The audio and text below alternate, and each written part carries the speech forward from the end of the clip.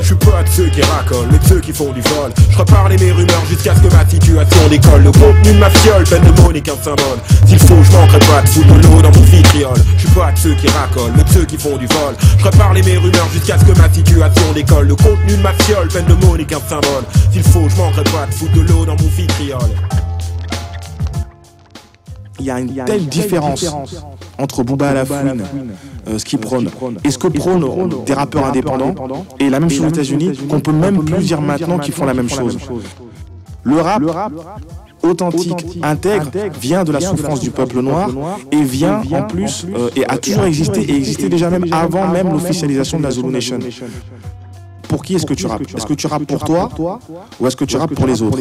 Si tu rappes pour toi, dans une dimension d'hédonisme, essayer de s'en sortir, essayer de gagner de l'argent, essayer de rentrer dans une dimension qui fera que tu seras totalement récupéré par l'industrie du divertissement, tu seras toujours consubstantiel à l'acte d'achat, je pense que tu vas avoir du mal à pouvoir tenir le grand écart entre ce postulat de départ et ce que tu veux faire à l'arrivée. Parce que si on regarde l'origine du rap, du vrai rap, du rap de Giscott Heron, du rap de Delas Poet, du rap de Hubert Brand, c'était un rap pour les minorités. Les gens rappaient pour quelque chose. Les gens rappaient pour faire passer un message. Ils rappaient pas pour les boîtes de nuit, pour danser, etc., etc. Mais le rap, à la base, c'était une manière de lutter, une manière de combattre de manière ludique et une manière d'essayer de réveiller les consciences. Le grand écart, c'est plus possible. Parce que là, on est malheureusement dans une logique de guerre face à l'oligarchie, parce qu'on est véritablement en guerre. Et dans une guerre, il y a ceux qui ont peur, en effet, mais il y a les collabos et les résistants. On ne peut pas continuer comme ça, avec Skyrock, avec les Inrock, etc., à mettre toujours en avant ce rap qui envoie les petits frères dans les quartiers au casse-pipe.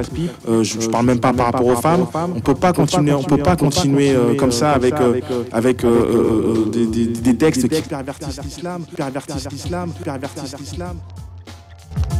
Alors j'appelle la jeunesse d'aujourd'hui et les plus vieux à ne pas se salir l'âme avec ce genre de messages et d'images sales et indignes de notre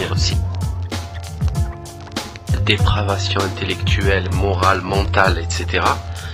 Donc il est utile, je pense, et autant qu'il le sera nécessaire, de répéter, de dénoncer ces guignols qui se croient faire de la musique, qui se prennent pour des artistes et qui nous inondent de musique dépravée, dégénérée.